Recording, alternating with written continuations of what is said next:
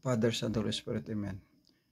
This evening, I start again opening a prayer. The Father, Son, the Holy Spirit, Amen. Almighty God, thank you also for the time to open the prayer. Lord, kag sa siningat iyon, nandito naman kami po upang i-open naman namin ang aming pagdasal sa iyo.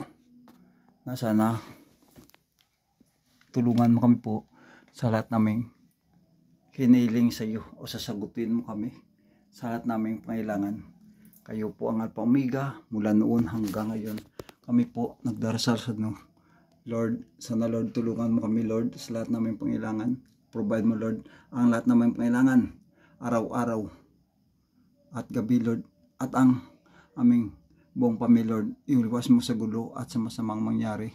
Lord, sana tulungan mo kami sa lahat naming pagbubuhay dito. Iwas mo kami sa gulo at kung ano pa po ang mga aming nagawang kasalanan, sana patawarin mo kami, bibigay namin agad sa iyo. At ang lahat ng mga tao, binigay namin sa iyo Lord. Lord, tulungan mo Lord ang lahat ng mga bata na kainan, nakatapos lang po. Pagtapos lang po sila po ng celebration ng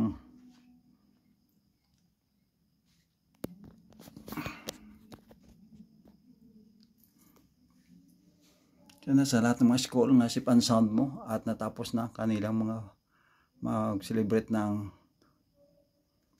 linggo ng wika. So, kapasalamat kami sa lahat naming araw-araw na ginagawa dito nga hindi pinapansin mo.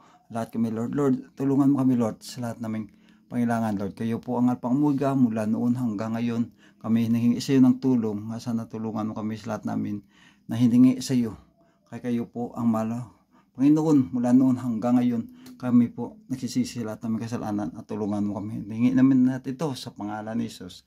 In Jesus' name, Amen.